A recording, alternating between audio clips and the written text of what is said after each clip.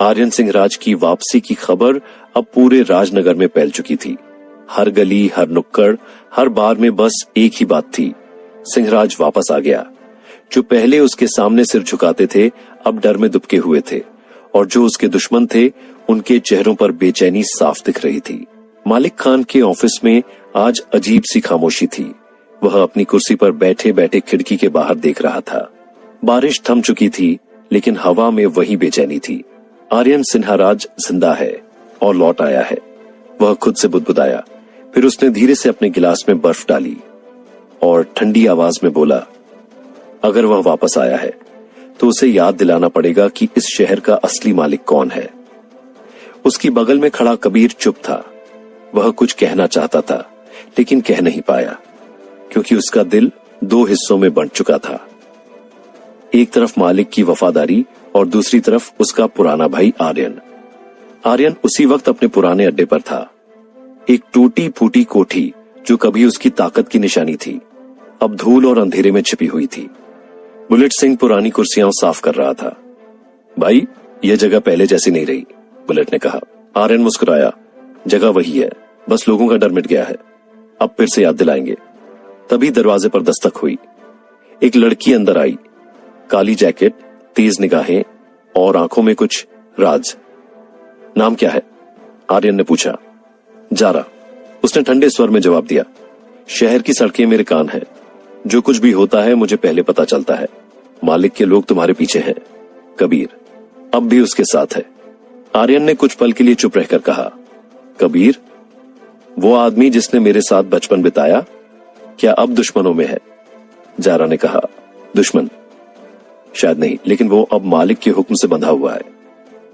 आर्यन ने धीरे से सिर झुकाया, तो अब वक्त है पुराने रिश्ते आजमाने का।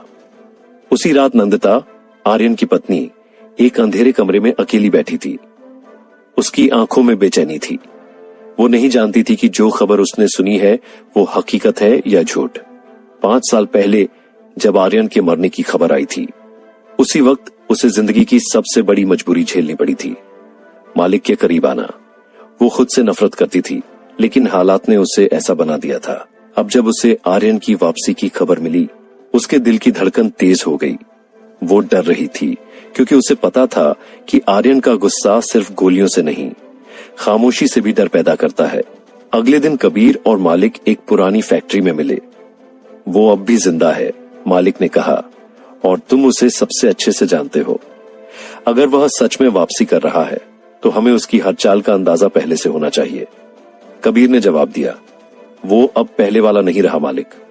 5 साल अंधेरे में बिताने के बाद जो लौटता है वो बदला नहीं लेता, वो सब कुछ वापस ले लेता है।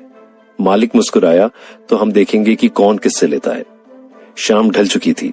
आर्यन अपने पुराने सेफ हाउस में बैठा था। टेबल पर अपने पिता की पुरानी रिंग रखी थी। वो उसे देखते हुए बोला, पिताजी, आपने कहा था सिंहराज, नाम कभी मिटना नहीं चाहिए। अब मैं इसे फिर से जिंदा करूंगा। बुलेट सिंह अंदर आया। भाई, कबीर मिलने आना चाहता है। आर्यन कुछ पल चुप रहा, फिर बोला, लाओ उसे, देखता हूं कौन सा रिश्ता अभी बाकी है, खून का या खंजर का। रात के अंधेरे में कबीर अंदर आया। दोनों आमने सामने थे। हवा में खामोशी थी।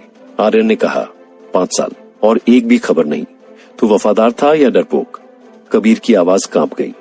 भाई, मैंने वही किया जो वक्त ने मुझसे करवाया। अगर मैं तुम्हारे साथ होता तो आज जिंदा नहीं रहता। आर्यन की निगाहें ठंडी हो गईं। तो अब जिंदा रहने का मतलब सिर्फ एक है, मेरी तरफ लौटा या मिट जा। कबीर ने सिर झुका लिया। मालिक तुम्हें खत्म करना चाहता है और वो जल्द ही हमला करेगा, लेकिन इस बार मैं तेरी तरफ हूं भाई। आर्यन धीरे से मुस्कुराया। मैं तुझे माफ नहीं कर रहा, बस तुझे इस्तेमाल कर रहा हूं। कबीर कुछ नहीं बोला। वो समझ गया था, सिंहराज लौट आया है और इस बार वो किसी को नहीं छोड़ेगा। रात गहरी हो चुकी थी। मालिक अपने ऑफिस में बैठा था जब उसके फोन पर एक मैसेज आया, वो आ गया है। मालिक ने हल्की मुस्कान दी। तो खेल अब शुरू हुआ और बाहर शहर की सड़कों पर पहली बार फिर गूंजा आर्यन सिंहराज का नाम। एक ऐसा नाम जिससे पूरा राजनगर फिर कांप उठा।